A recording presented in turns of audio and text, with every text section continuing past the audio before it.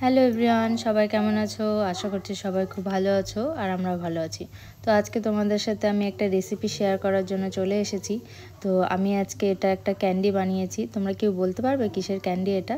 তো এখন এটা খুব চলছে, তো আমি ভাবলাম আমিও বানিয়ে ফেলি আর তোমাদের সাথে শেয়ার করি। তো এটা হচ্ছে আমলা।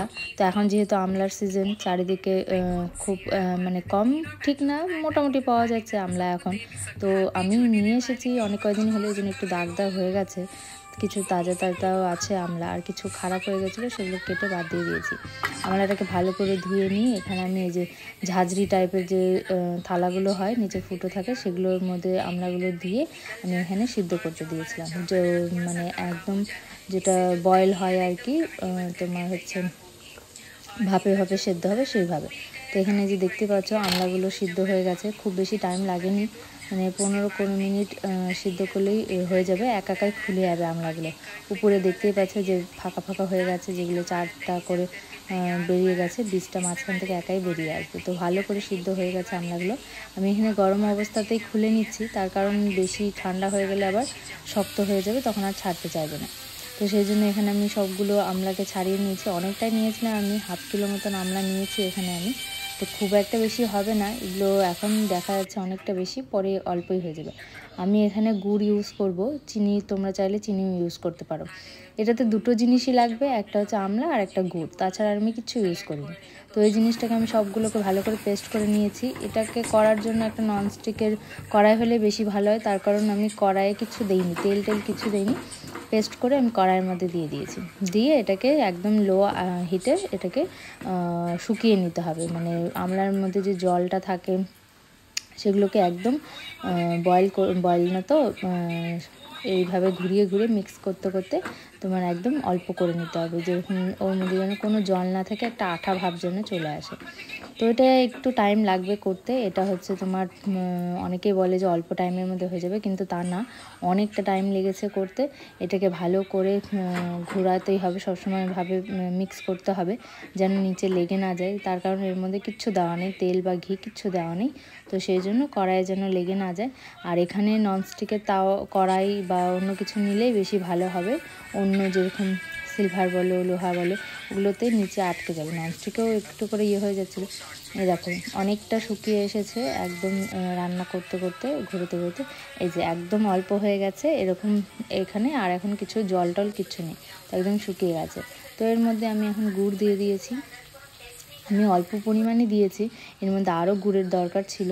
তো যাই হোক, আমি চিনিটা এখানে ইউজ করিনি, তার কারণ আমি চিনি একদমই অ্যাভয়েড করার চেষ্টা করি, চিনি যেন খুব কমই ইউজ করা হয়। তো এখানে আমি গুড়টা দেওয়ার পর একদম দেখো নারকেলের নাড়ুর মতন লাগছে না, যে নারকেল নাড়ুর মতন হয়ে গেছে, যে মনে হচ্ছে নারকেলের নাড়ু।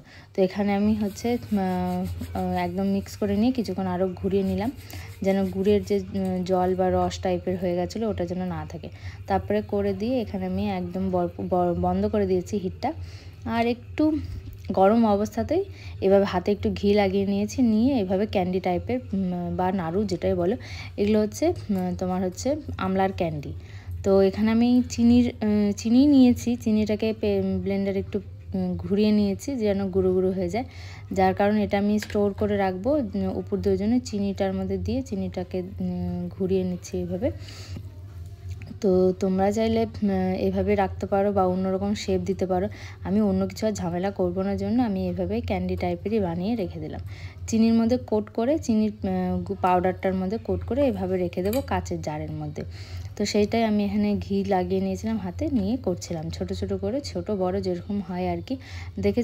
বলেছিলাম না আমি 1/2 কিলো, আধা কিলো মানে 500 গ্রাম মতো নিয়েছিলাম আমলাটা। তো সেটা এখন অল্প হয়ে গেছে, খুব বেশি যে হয়েছে তা না।